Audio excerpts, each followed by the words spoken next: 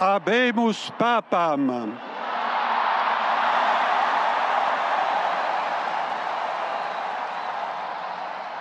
Eminentissimum, ac reverendissimum Dominum, Dominum Robertum Franciscum, Sancte Romane Ecclesiae, Cardinalem Prevost, qui sibi nomen imposuit Leonem XIV. Habemus papam y habemus papa peruano. Robert Francis Prevost, ahora el Papa León XIV, fue anunciado ayer como nuevo papa tras la esperada fumata blanca en la Capilla Sixtina. León XIV, un papa con nacionalidad peruana, además de estadounidense, hizo ayer en su primer discurso como papa un gesto político sonoro: romper el protocolo para dirigirse en español peruano a su diócesis en Chiclayo. Sí, el papa es peruano y se enorgullece de serlo. Un papa, por tanto, conocedor y representante del sur global, con una línea antes cercana al legado del Papa Francisco que al ala conservadora de la Iglesia Católica, que, recordemos, sigue siendo una institución esencialmente conservadora. ¿Qué significa la llegada de un papa como León XIV al cargo de sumo pontífice? La Iglesia Católica como institución de poder hace política. El nombramiento de Prevost como papa en el contexto internacional actual significa más que un gesto, sobre todo si tomamos en cuenta la batalla ideológica de la que formó parte activa el Papa Francisco. Un papa que llegó incluso a ser querido a veces más por ateos y denostado por algunos de los miembros de la institución que representaba. Prevost, un personaje muy cercano al Papa Francisco, supone una cierta continuidad con el papado anterior, pero con matices. En algunos temas es más conservador de lo que fue Francisco, como en el derecho a la muerte digna, por decir un ejemplo. Pero la hoja de ruta presenta más puntos en común que diferencias. La pregunta es, ¿qué señal envía la Iglesia Católica con un nombramiento de este tipo en tiempos de bestialización, donde el cónclave también fue intervenido por esa foto hecha por inteligencia artificial y difundida por el mismo Donald Trump, en la que se presentaba a él como el mejor papable? Los cardenales tienen wifi o tienen datos, y esa foto provocadora ha tenido una respuesta en la elección de León XIV. El Papa León XIV es una seña de contrapeso, al menos en materia discursiva, que no es menor en política, al discurso trumpista que irradia en todos los puntos cardinales del planeta. Y cuando decimos trumpista nos referimos a Trump, pero también a Milei en Argentina, Bolsonaro en Brasil o Boluarte en Perú, el Perú de León XIV. Dina Boluarte es la dictadora que gobierna gracias al invaluable apoyo del fujimorismo, cuyo líder, Alberto Fujimori, fue materia de opinión del recién electo papa. Prevost había hablado de Fujimori cuando era obispo y le había reclamado no pedir disculpas a las víctimas de sus comprobados crímenes de lesa humanidad.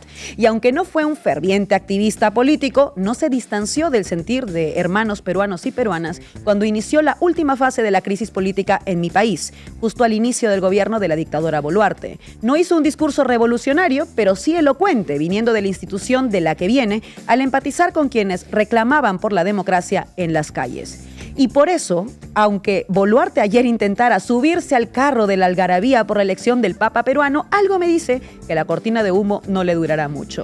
Pero dependerá, eso sí, del mismo Papa León XIV encargarse de que así sea. Es decir, le corresponde a él representar ese signo de estos tiempos que él encarna.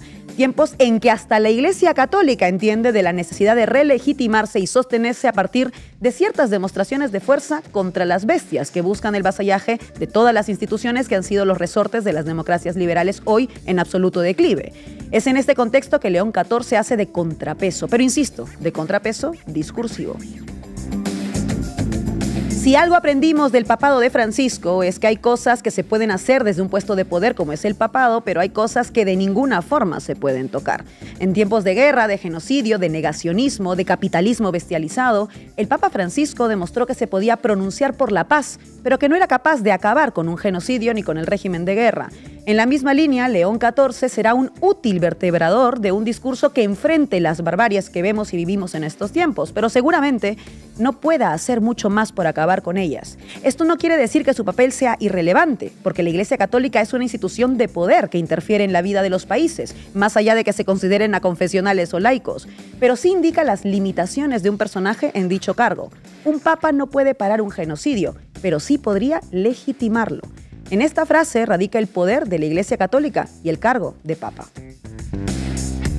Donald Trump se ha apresurado en saludar al nuevo Papa por esa nacionalidad que el mismo León XIV pasó por alto en su primer discurso. Dina Boluarte espera que su nombramiento le permita cubrir los 13 asesinados con crueldad en Patás hace tan solo unos días y que vuelve a poner en su dictadura en la diana de las revueltas sociales. Las derechas peruanas, políticas y mediáticas, no saben muy bien cómo sortear con malabares las contradicciones de aplaudir que se elija un Papa peruano a la vez que distanciarse de sus declaraciones, que son antes bien progresistas, sabiendo lo que significa progresismo en la Iglesia Católica. Y de pronto no podemos dejar de pensar que tal vez este ha sido el principal legado del Papa Francisco, que en el tablero de la batalla cultural se incluya también a la Iglesia. León XIV tiene aquí la ruta a seguir y veremos cómo lo hace.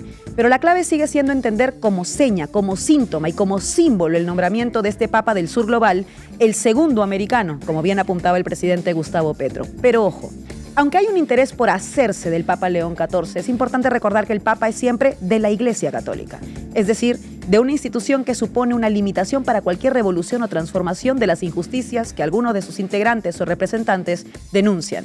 León XIV por eso no es el actor político que necesitamos, pero sí será sin duda un actor útil para enfrentar al trumpismo, ya sea en su versión peruana, en ese régimen que gobierna, o en su versión internacional, que hace de la discriminación y el odio una forma de hacer política. La potencia revolucionaria está siempre en otro lugar, en la articulación de los pueblos, pero León XIV, si así lo decide, podrá sumar desde su espacio limitado a esa gesta, no como aliado, pero sí como un referente simbólico. Y solo eso es una buena noticia. Hoy hablamos del nuevo Papa peruano. Bienvenidos y bienvenidas. La Base Comanche. Bienvenidos a La Base Comanche. Habemos Papa peruano. ¿Qué nos traes hoy, Pablo Hurtado? Buenas tardes, Laura. Hoy hablaremos de quién es Robert Prevost. A partir de ahora, León XIV. Repasaremos un poco su biografía y analizaremos la información con la que ya contamos para empezar a trazar, digamos, un perfil ideológico del nuevo Papa. Todo lo que tienes que saber del Papa lo va a contar aquí Pablo Hurtado y Raúl Sánchez Cedillo. ¿Qué tal el viaje por los medios? Pues bien, curioso la verdad, traigo cositas y como ha señalado un poco en la editorial, resulta curioso cómo todo el mundo le encanta a este Papa, ¿no? Pues a lo mejor ha logrado ahí también un milagro.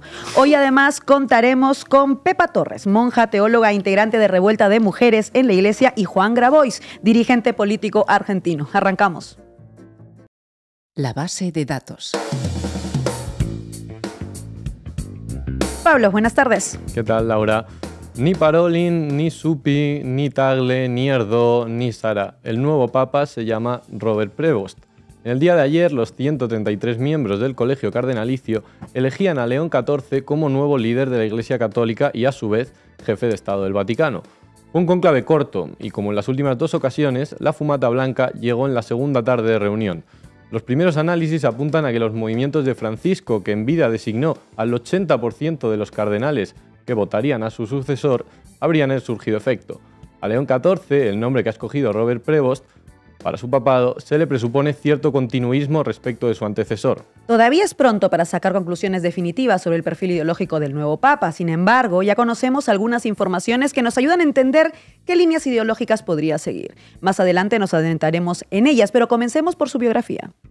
Su nombre secular completo es Robert Francis Prevost Martínez. De ascendencia española por parte de su madre y francesa por el lado paterno, posee un marcado carácter latino en línea con Francisco.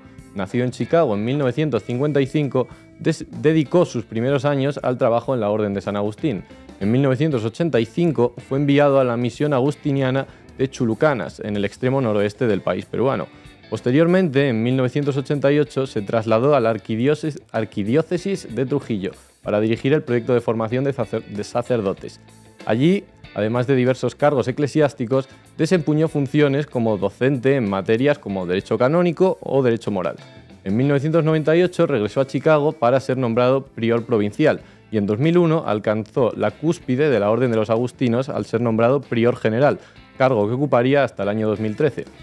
Entonces regresó a Perú, donde el Papa Francisco lo nombró administrador apostólico de la diócesis de Chiclayo y al año siguiente obispo de Chiclayo.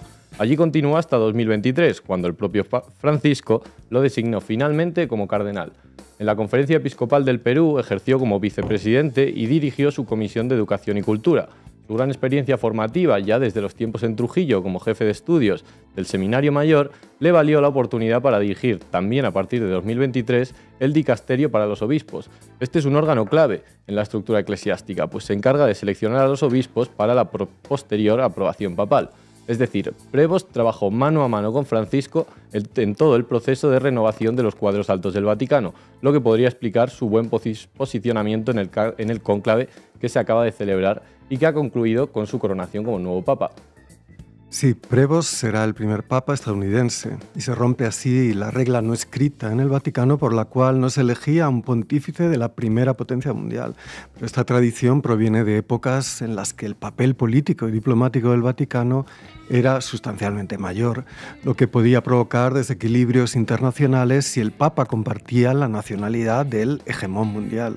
Además, obviando los relatos alrededor del encierro de los cardenales y el papel del Espíritu Santo en la elección papal, todos sabemos que el cónclave es un proceso eminentemente político.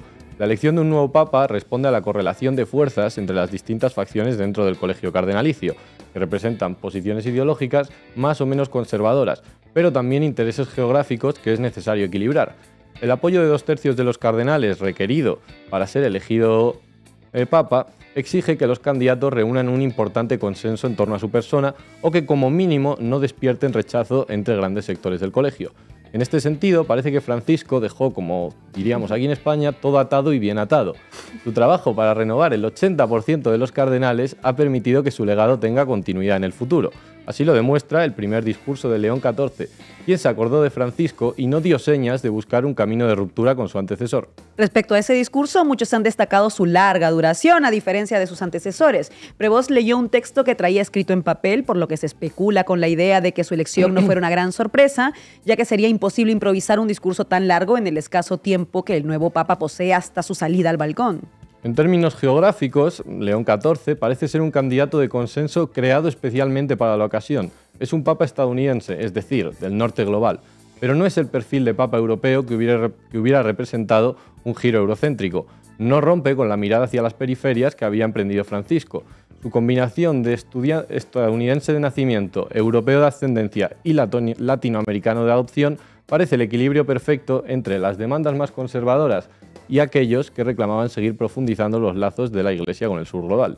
Y es precisamente allí, en América Latina y en general en el sur global, donde la Iglesia se juega buena parte de su futuro. La base social del catolicismo ha sido tradicionalmente occidental, pero hace tiempo que esto ha cambiado y las regiones subalternas ocupan un papel cada vez más protagonista. Francisco ya puso un ojo en África, donde el catolicismo sufre un retroceso frente al avance del Islam.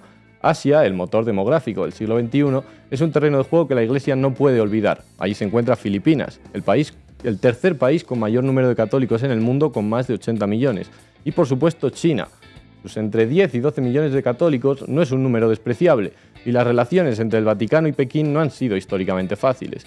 El Partido Comunista Chino ha mostrado especial resistencia a aceptar una Iglesia católica que responda a la autoridad religiosa de Roma y no se subordine al poder político del Estado chino, como si hace la Asociación Patriótica Católica China, que es la representante oficial del catolicismo en China. Francisco fue consciente de la importancia del gigante asiático para el futuro de la Iglesia y promovió una serie de acuerdos con China, entre los que destaca el acuerdo sobre el nombramiento de obispos, que permite a Pekín recomendar candidatos, pero reconoce la autoridad del Papa, que tiene la última palabra en los nombramientos. Un pontífice estadounidense se podía interpretar en primera instancia como un retroceso en el acercamiento a China, pero Prevost no parece, a primera vista, el candidato del conservadurismo occidental y proatlántico. Habrá que estar muy atentos, por tanto, a qué política sigue León XIV respecto a China en los próximos años. Exacto, Laura. Y volviendo a América Latina, hay que decir que la batalla para la Iglesia Católica está servida allí desde hace mucho tiempo con el auge de los evangelistas. Muchos interpretaron la elección de Francisco hace 12 años en esta línea, un movimiento para recuperar el terreno perdido por los católicos frente a los evangelistas. Ahora, su sucesor, León XIV, perseguirá objetivos similares pero con fórmulas ligeramente distintas. Si se le considera ideológicamente afín a Francisco en términos sociales, políticos y climáticos, lo cierto es que su gran diferencia se encontraría en lo relativo al papel de la mujer y los colectivos LGTBI+. Estos temas son precisamente el ariete cultural del evangelismo en América Latina, y las posiciones de Prevost en materia sexual se acercan más que las de Francisco al conservadurismo de los evangelistas. En su discurso de ayer, el guiño del nuevo Papa a la diócesis de Chiclayo, con unas palabras muy emotivas en castellano, es un gesto nada desdeñable, teniendo en cuenta que no realizó ninguna referencia a Estados Unidos, que es su país natal. Y como peruano de nacionalidad, que es el nuevo Papa, se ha hablado mucho estas horas sobre su posicionamiento respecto a la dictadura de Fujimori. ¿Qué nos puedes decir al respecto? Bueno, mejor escuchémosle a él mismo. El expresidente Alberto Fujimori pidió perdón en una forma, digamos, genérica casi, reconociendo solo en términos muy generales de que algunos se han sentido ofendidos. Tal vez de su parte sería todavía mucho más eficaz pedir perdón más expresamente por algunas de las grandes injusticias que fueron cometidas, por las cuales él fue juzgado y sentenciado. Hay que pedir perdón, hay también que reconocer que por medio de un auténtico diálogo con la verdad, reconocer que el dolor de muchas familias hasta ahora sigue muy fuerte, ¿no? Vigente. Entonces, no es tan fácil. Y por ahí yo sé que parte del problema que el país está viviendo es precisamente por este dolor que muchas personas todavía sienten. Interesante, ¿verdad? Además, los crímenes de Fujimori no son el único tema de la política peruana sobre el que Robert Prevost se ha pronunciado. En 2023, tras su nombramiento como cardenal que le obligaba a trasladarse a Roma, y en un clima de represión brutal por parte de la presidenta Dina Boluarte, dijo lo siguiente: «Las muertes en las protestas me causan mucha tristeza y mucho dolor. He pedido prolongar mi servicio en Perú porque incluso le hice el pedido al Santo Padre. Este no es el mejor momento para dejar el país. Yo quiero seguir acompañando al pueblo peruano». ¡Wow! También se ha hablado mucho de la lucha contra los abusos sexuales de la Iglesia Católica en el Perú.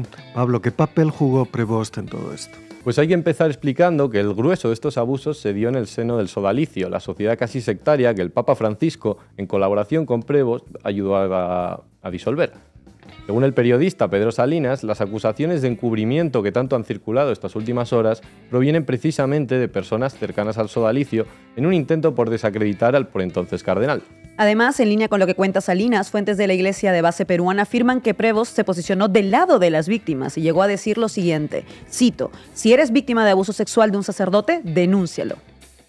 No suena mal viniendo de quien viene, porque desde la izquierda no debemos olvidarnos que, aunque hablemos de corrientes progresistas, estamos ante la milenaria Iglesia Católica de Roma, cuyas estructuras no se cambian de un día para otro.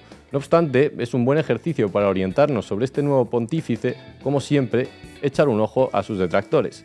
Y es que, como veremos más tarde en la sección de medios, tus enemigos te definen mejor que tus amigos. Y ahí tenemos a J.D. Vance, que en una entrevista para la Fox el pasado 29 de enero defendía lo siguiente, y cito: «Existe un concepto cristiano por el que uno ama primero a su familia, luego a su vecino, luego a su comunidad, luego a sus conciudadanos y después de todo eso viene el resto del mundo. Buena parte de la izquierda radical ha invertido esto». Pues bien, el propio Robert Prevost compartió en su cuenta de Twitter un artículo donde se rebatía esto que ha dicho. Donald Trump, por su parte, ha celebrado la proclamación de León XIV en sus redes sociales, ¿no es cierto? Es cierto, Laura, pero el ideólogo original del Make America Great Again, el famoso Steve Bannon, no debe estar muy contento a juzgar por lo que dijo hace unos pocos días. Vamos a verlo. I do think one of the dark horses, and I think, unfortunately, he's one of the most progressive, is Cardinal Prevost. I don't think he's getting enough play. He is certainly on the short list as being, and I think it's pretty shocking given how the contempt they hold the American church. The American church gives so much money, they're afraid it has too much power. So they've never really wanted to have an American pope. But my understanding is Prevost is one of the ones closest to Francis ideologically. He's also had tremendous experience in Latin America. And so he's one of the ones on the short list. I'm a big believer that Cardinal Sarah from Africa would be a perfect selection right now for this moment in the church. But I will tell everybody, this is anybody's game right now. Between Parolin, one of the traditionalists, you have no earthly idea how this is going to turn out. That's why I think this run-up is so important. And it's interesting that it's ironic. It's going to take place. It's going to kick off, I think, on the either the day of or the day before the 80th anniversary of victory in Europe. So it's very symbolic of what's coming together here in the first part of May. En cambio, líderes de izquierda, como el colombiano Gustavo Petro, han celebrado el nombramiento. Conclusión, la primera toma de contacto con el nuevo Papa es buena. La elección del nombre, siempre tan analizada por su carga simbólica, apunta en buena dirección. León XIV recuerda inevitablemente a León XIII, que sin ser un peligroso comunista, defendió la doctrina social de la Iglesia y fue el Papa que más empatizó con los reclamos de las clases trabajadoras. El nuevo Papa parece adscribirse a las facciones menos conservadoras de la Iglesia en temas sociales como la migración y la desigualdad, además de en cuestiones climáticas y ecologistas. Otras, como el papel de la mujer en la Iglesia y sobre todo el de la comunidad LGTBI+, podrían ser el contrapeso, el precio a pagar para que los sectores más reaccionarios acepten la continuidad de la línea de Francisco. Y una última cosa que no podemos olvidar, sobre todo en estos tiempos de rearme y deriva belicista, es la referencia a la paz que León XIV pronunció en su primer discurso. No fue un mensaje abstracto, habló de una paz con carácter político, integradora y antimilitarista. Vamos a verlo. Questa è la pace di Cristo risorto, una pace disarmata e una pace disarmante, umile e perseverante. Proviene da Dio, Dio che ci ama a tutti incondizionalmente.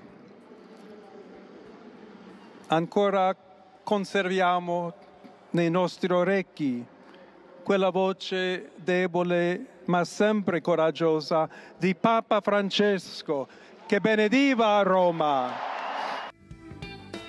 Como ya ocurrió con Francisco, resulta revelador que en los discursos del Santo Padre encontremos una apuesta más decidida por la paz que la que vemos en las declaraciones de los grandes líderes de la socialdemocracia europea. Muchas gracias, Pablo. Y en modo particular a mi querida diócesis de Chiclayo en el Perú. Dale, Raúl. Pues venga, arrancamos. Titulares al banquillo. ¿Qué has encontrado en el tratamiento del nuevo Papa? Pues algo que llama la atención, da la impresión de que los distintos polos mediáticos occidentales y sus analistas han querido dar carta blanca a Robert Prevost, a pesar de que la decantación del papado de Jorge Bergoglio introdujo en lo que era el tratamiento mediático de los jefes de la Iglesia Católica. Tras los notables pronunciamientos públicos del Papa Francisco, la extrema derecha, sobre todo española y argentina, no había escatimado calificativos al respecto: comunista, el antipapa o el mismísimo anticristo, sobre todo por boca de nuestro querido Federico Jiménez Los Santos. Sin embargo, a pesar de la explícita afiliación bergogliana del nuevo Papa León XIV, nos ha costado encontrar un recibimiento crítico del nuevo sumo pontífice por parte de las derechas mediáticas, salvo alguna cosa que diría M. Rajoy. Si te parece, Laura, empezamos por tu país, Perú, donde, como era de esperar, ha cundido el alborozo con la designación del que fuera misionero agustino en su juventud para terminar como obispo de Chiclayo entre 2015 y 2023. Claro que sí, me encanta la idea. Venga, empezamos con El Comercio, buque insignia mediático de la familia Miró Quesada, gentes de bien, donde las haya, oligarcas de confianza de toda la vida. En su editorial El Papa más cercano, se lanza a una apología poco contenida de Robert Prevost, insistiendo no solo en su peruanidad, DNI incluido, sino en su plena adecuación al cargo. Para el resto del mundo, dice, seguramente Prevost es una incógnita. La prensa internacional, por ejemplo, ha destacado su perfil bajo y su carácter reservado. En nuestro país, sin embargo, muchos lo conocen bien y han dado fe de su calidad de persona, su cercanía con los pobres y su genuina preocupación por los asuntos sociales, en muchos de los cuales se implicó de manera activa mientras ejercía como obispo, siempre invocando el diálogo, la transparencia y el trabajo conjunto.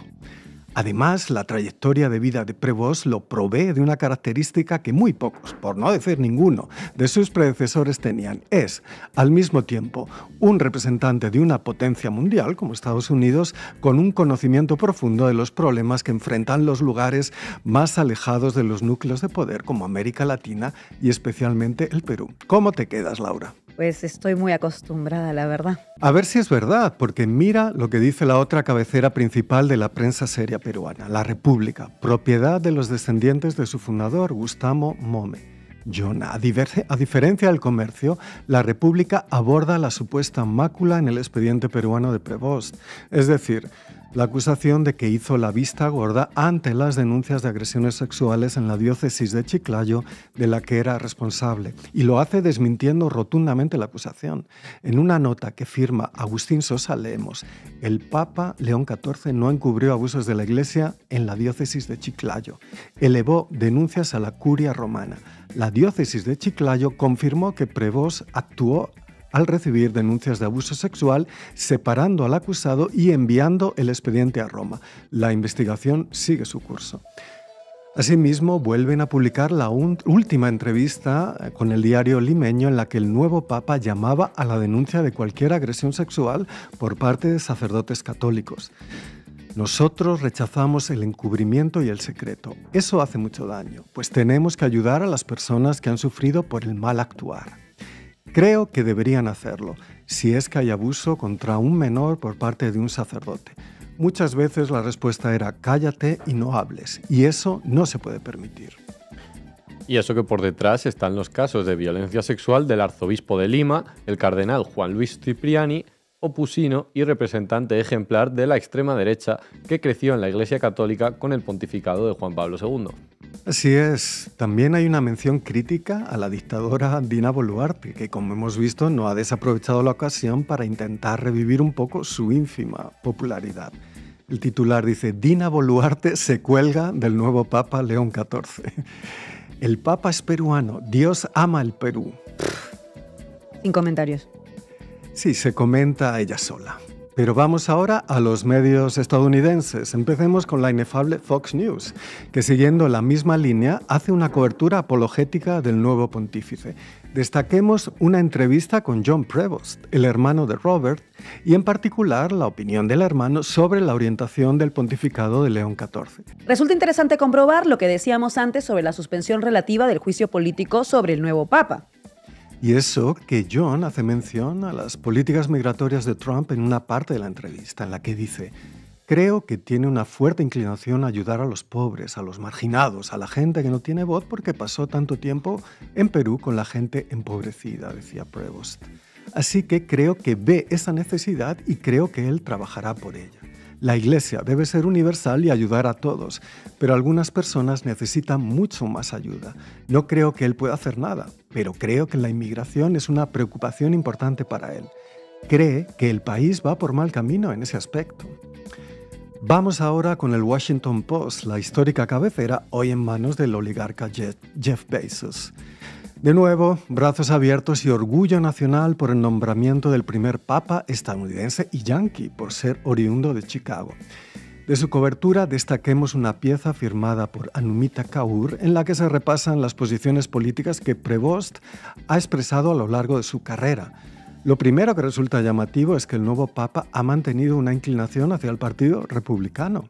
En su pieza, Kaur nos cuenta que según el registro de votantes, Prevost participó en las primarias republicanas del estado de Illinois en 2012, 2014 y 2016, es decir, que muy de Obama no ha sido. Y los registros muestran que ha votado por correo en las elecciones presidenciales. ¿A quién crees que votó? Ay, Pablo, no me pongas en un aprieto, porque si parece probable que votó contra Obama y que respaldaba alguna de las opciones republicanas de ese periodo, que aunque la ventana de Overton nos lleva a pensar que eran moderadas en comparación con Trump, en su inmensa mayoría eran de extrema derecha, parece menos probable que respaldara a Trump en 2016 o 2020. But God only knows, que cantaban los Beach Boys. La pieza es interesante porque muestra que mientras Prevost está de acuerdo con la política de su predecesor, Francisco, acerca del papel de las mujeres en la Iglesia, y abierta a su participación en la elección de candidatos al obispado ante el Papa o a la creación de una comisión de estudio para que puedan ejercer de diáconos, ayudantes de sacerdotes y obispos en la liturgia y la predicación, se muestra cerrada en seco a la posibilidad de que las mujeres sean ordenadas sacerdotisas. ¿Y qué nos dice la pieza sobre otra cuestión capital, la de las personas LGTBIQ+? Ahí le has dado, Laura. Porque si lo que podemos llamar la homofobia compasiva de Francisco ya era estruendosa, según el artículo del Post, León XIV tendría una posición aún más homofóbica. Escribe Anumita Kaur que, abrimos cita, en un discurso a los obispos en 2012, León afirmó que los medios de comunicación occidentales y la cultura popular promovían la simpatía por creencias y prácticas contrarias al Evangelio. Observen, decía, por ejemplo, cómo las familias alternativas, compuestas por parejas homosexuales y sus hijos adoptivos, son retratadas con tanta benevolencia y compasión en programas de televisión y en el cine, declaró entonces, según el Arlington Catholic Herald. Fin de la cita. O sea, que poco cambio por ahí, parece. Así es. La opción sería adoptar el malmenorismo eclesiástico, como ya ha ocurrido con los 13 años de pontificado de Bergoglio, entonando el Nobody's Perfect, ni siquiera el infalible vicario del mismísimo Jesucristo en este planeta Tierra. Pero vamos terminando con algunas de las coberturas que los medios del Reino de España han hecho del evento. Vamos con las cabeceras más prestigiosas, como es el caso del panfleto de las cloacas del Partido Popular, el OK Diario de Eduardo Inda. Ni rastro de críticas. Eso sí, ante todo, la españolidad de Prevost, lo más importante de todo. Como caso extremo de esa actitud de carta blanca o apropiación a priori de la orientación del nuevo Papa romano está el editorial que dedican al asunto. Citamos, León XIV es el sucesor de Pedro, no del Papa Francisco. Así que, ojito, nos dicen desde la fábrica del bulo, auspiciando lo que parece más bien improbable, es decir, una discontinuidad del nuevo Papa respecto al magisterio de Jorge Bergoglio. Eso sí, la prosa rezuma ese color sepia del nodo cuando dice, citamos, «Sería absurdo perderse en disquisiciones de corte político a la hora de definir al nuevo pontífice, porque este tipo de etiquetas solo sirven para desviar la atención de lo verdaderamente importante, el valor descomunal de la Iglesia Católica, baluarte moral para millones de personas en todo el mundo y faro portentoso de una sociedad que necesita de referentes éticos». Serán los peores terroristas contra la deontología periodística, pero oye, ¿cómo que escriben? ¿Con qué pasión? Comparto tu impresión, Laura. Aquí se está cociendo un próximo premio César González Ruano, aquel escritor de Café, Copa y Puro que, igual que te escribía una reseña favorable por dinero, hacía business entregando refugiados judíos a la Gestapo tras haberles sacado el dinero y las joyas, prometiéndoles un paso seguro a la España franquista. Pero bueno, cambiemos de barrio y veamos cómo ha recibido al nuevo Papa el progrepardismo mediático, el progresismo de OTAN, guerra y austeridad que generosamente nos ofrece el grupo A3 Media. Sí, La Sexta abre sus brazos al nuevo pontífice como el Papa anti-Trump, ensalzando la continuidad del legado de Francisco a pesar, eso sí, que, citamos, León XIV no es tan favorable a las bendiciones de los matrimonios homosexuales o a los divorcios como su predecesor, que aseguró que él no era nadie para juzgar al colectivo LGTBI. Fin de la cita. Vaya por Dios. No temas, que el Altísimo escribe derecho con reglones torcidos. Así lo piensa el principal portavoz del progrepardismo de Cebo Ibérico, Antonio Maestre, que en su nada pretenciosa columna permanente, Todo está en Bourdieu, salvo, me permito añadir, la clave maestra de la ayepción del ahijado predilecto de Ferreras, otorga su pragmática sanción a Robert Prevost, con el título de Los fascistas que odiaban a León XIV. De la apología de Maestre quiero destacar su párrafo final, que contiene una regla que bien podemos aplicarnos aquí, en este canal. Te definen tus enemigos. Cito, a las personas las definen mucho mejor sus enemigos que sus compañeros, y el hecho de que el nuevo Papa León XIV tenga como enemigo a una organización religiosa filofascista que abusaba de menores y que tenía una concepción sectaria y autoritaria del mundo, le proporciona una pátina de respetabilidad que se hace incompatible con la nueva degradación con la que los ultras empapan el mundo. En definitiva, que viene la ultraderecha y Putin y Trump, así que León y la OTAN mem combat. Los temas secundarios como la homofobia, la transfobia, los cientos de miles de mujeres y adolescentes muertas por abortos clandestinos cada año pueden esperar, que no está el horno para bollos, ni maricas, ni travelos. Gracias, Raúl. What greater honor could there be? And we were a little bit surprised, very happy. Great, absolutely great honor. Are you planning to meet the Pope in the near future? Mr. President. They've already called. They've already called. When is that? Do you have a timing in mind? They have already spoken to us, and we'll see what happens. But again, to have the Pope from the United States of America, that's a great honor. That's a great honor. Sir, had you asked before? Sir, had you... I'm watching and they said he's from America. Pues vamos a la mesa de análisis Comanche. Hoy contaremos con Pepa Torres, monja teóloga integrante de Revuelta de Mujeres en la Iglesia, y Juan Grabois, dirigente político argentino. Arrancamos.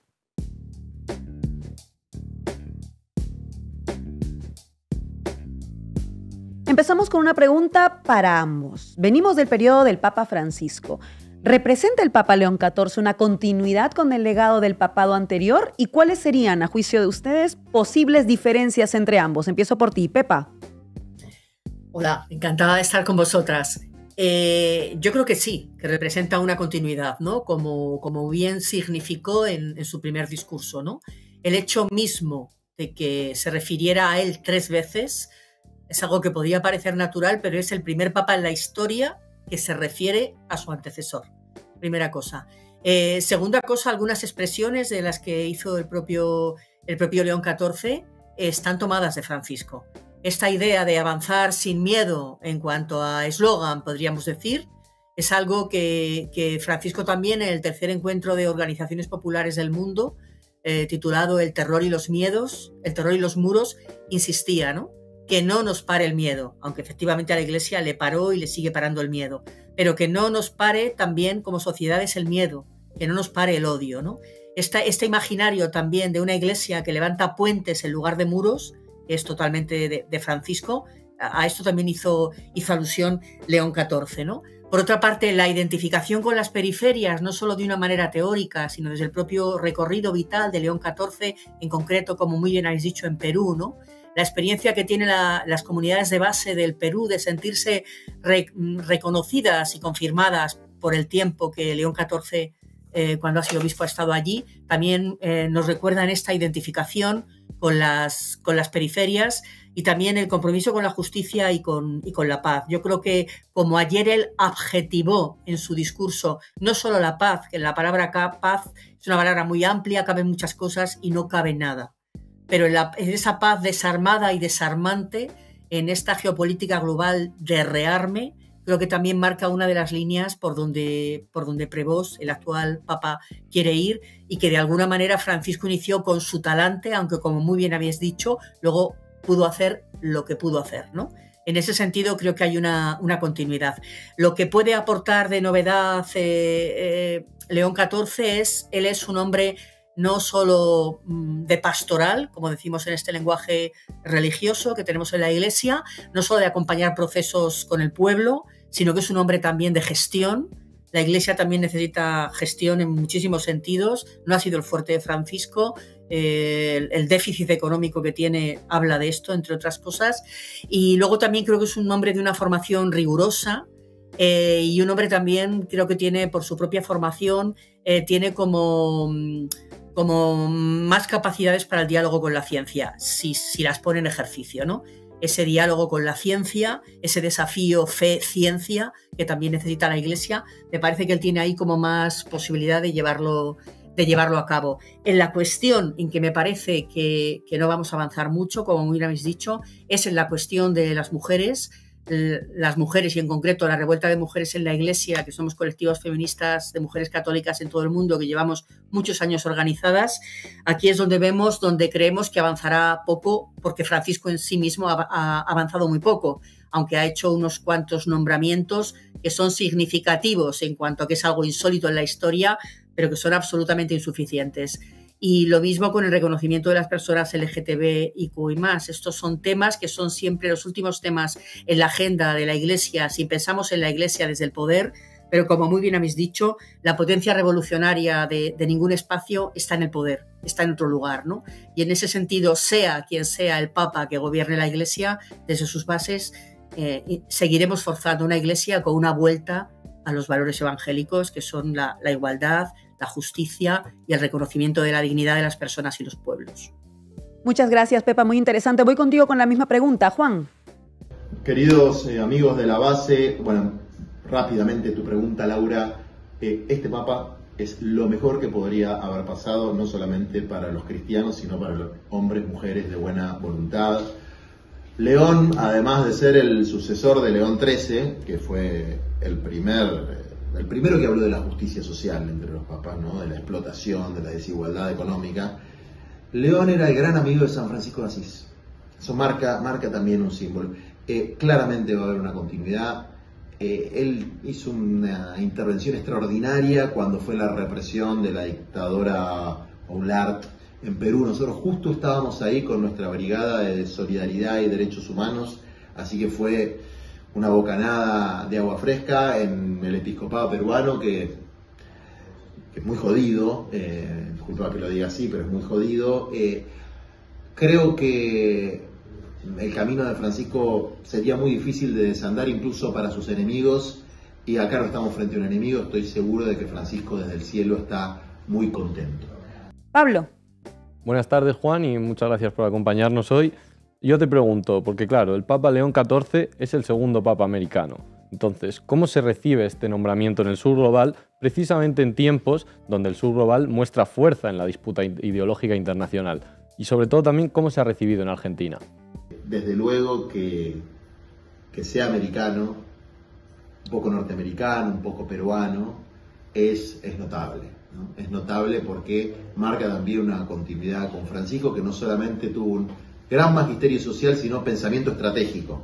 Esto es gracias al pensamiento estratégico de Francisco, con la inspiración del Espíritu Santo también, pero de su pensamiento estratégico y su capacidad de construir sucesión, que nos falta tanto a los pueblos latinoamericanos. Y que sea norteamericano también es importante en este momento donde se está disputando la geopolítica, un nuevo orden internacional, la guerra o la paz, la humanización o la deshumanización. Así que es una excelente pregunta, y la respuesta marca un poco hacia dónde puede ir esa voz potente de la Iglesia Católica, que muchas veces estuvo al servicio de intereses antipopulares y elitistas, y esta vez está claramente al servicio de los pueblos. Raúl. Buenas, Pepa. Un placer tenerte en el programa.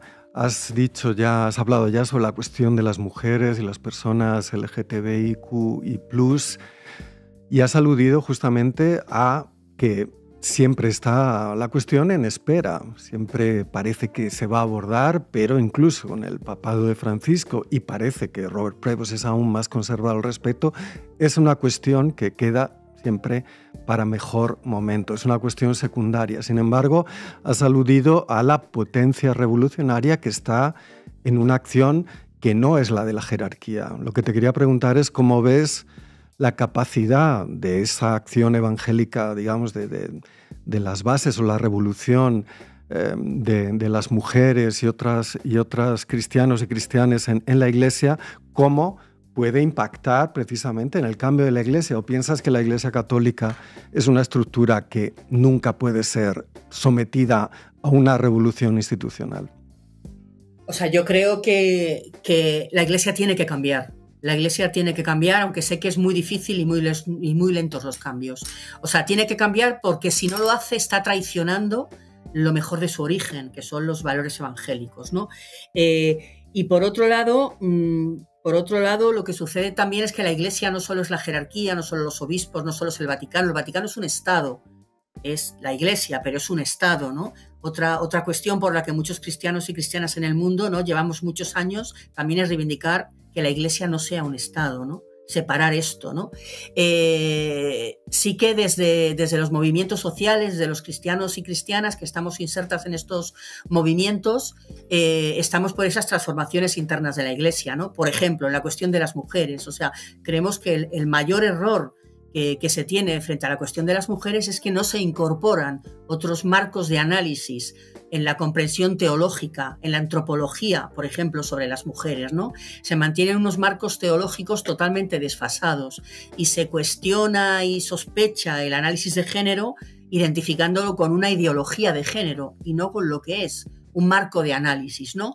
Mientras esto que pone el foco en la cuestión de las mujeres, en la pobreza, en la violencia, en tantísimas cuestiones de las mujeres, ¿no? Mientras esto no se cuestione, mientras no se cambie esta conciencia y no se cambien las estructuras y no se cambie el derecho canónico, es muy difícil que la Iglesia avance hacia una mayor igualdad, ¿no? Pero las mujeres feministas y cristianas no renunciamos a ello, porque desde el Evangelio nos sentimos impulsadas a esa eclesía de iguales y diversa, ¿no?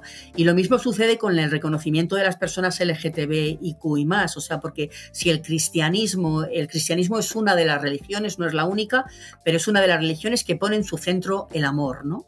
Donde está el amor, allí está Dios, ¿no? Dice una de nuestras tradiciones, ¿no? Entonces no entendemos también por qué hay tanta resistencia y tanta moralidad estrecha ante el amor que pueda tener una mujer hacia otra mujer o un varón hacia otro varón, ¿no? Creemos que son esquemas que hay que cambiar desde el cambio de conciencia y que hay que cambiar también desde las prácticas, ¿no? Hoy he estado en otro coloquio en la tele donde decían, es que las normas no se pueden cambiar, las normas se pueden cambiar, las creencias se pueden cambiar, y en el caso del cristianismo, volviendo a la fuente inspiradora, ¿no? También se dijo, con mucho respeto lo que voy a decir, pero se llegó a cuestionar que los indios tenían alma, ¿no? Eso es una aberración, ¿no?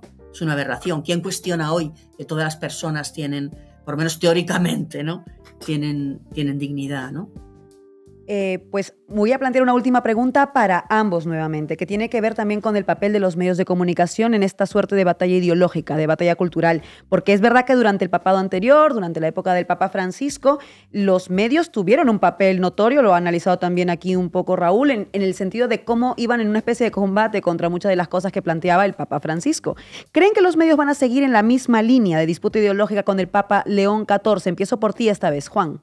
Va a haber un veranito con los medios de comunicación. Vos me preguntás si los medios de comunicación lo van a atacar. Va a haber un veranito. Vos fijate que todos se quieren montar a la elección del nuevo Papa, empezando por Milei, que hizo una cosa totalmente desagradable de poner un tuit con la cara de un león, porque él se identifica con el león y la vestimenta del nuevo Papa. Bueno, las cosas que hace la gente oportunista, que en vez de ser intelectualmente honesta y decir que su pensamiento choca con el pensamiento social de la Iglesia de este momento, intenta subirse a eso. Así que muy buenas noticias, muy buenas noticias. Y la misma pregunta para ti, Pepa. ¿Crees que los medios van a continuar en esa línea de disputa ideológica ahora con el Papa León XIV, de como lo hicieron con el Papa Francisco? O sea, yo creo que es posible que sí, ¿vale? Lo que sucede cuando antes decíamos que ahora todo el mundo está contento, yo creo que no. Para mí, Prevost era uno de mis candidatos dentro de lo que había, y el otro día una reunión de colegas en una facultad era la única que realmente le tenía como candidato, ¿no? O sea, ahora mismo la muerte del Papa y la elección del nuevo Papa, algunos dicen tiene mucho de liturgia, no lo dudo, pero tiene mucho de teatro, ¿no? Tiene mucho de teatro. Todo el mundo quiere estar en la foto. Ahora toca aplaudir y reconocer. Veremos cuando las cuestiones vayan descendiendo, ¿no? Una cosa que no se ha dicho del actual Papa también es su implicación contra el extractivismo en Perú, en concreto en su diócesis, ¿no? A mí me parece que las posiciones, sobre todo políticas y sociales y de cara al armamentismo y a la guerra de Prevost, puede que sean mucho más posicionadas. No en balde, viene también de una sociedad como es la norteamericana, que si bien tiene sectores fuertemente imperialistas, tiene también una fuerte tradición no violenta y exigencia del desarme, ¿no? Entonces, yo creo que en ese sentido puede ser que sea más atrevido que Francisco, ¿no? En estas cuestiones. Y creo que ahí va a haber disputa ideológica casi seguro. Y desde luego con Trump es muy difícil que no se entren en conflictos cotidianos. O sea, la postura de Prevost con toda la situación migratoria, con las deportaciones, etcétera, etcétera, al igual que la de otros obispos norteamericanos, hay que decirlo, minoritarios, pero ahí están, entra inmediatamente en conflicto con el poder trumpista y sus secuaces, podríamos decir. Y ahí va a haber... Pepa, Juan, muchísimas gracias por haber estado con nosotras en La Base de Comanche analizando lo que empieza a ser este periodo del Papa León XIV. Y nosotras hemos llegado ya al final de nuestro programa. Les dejamos con un tema de Rubén Blades, Letters to the Vatican. Hasta la próxima semana.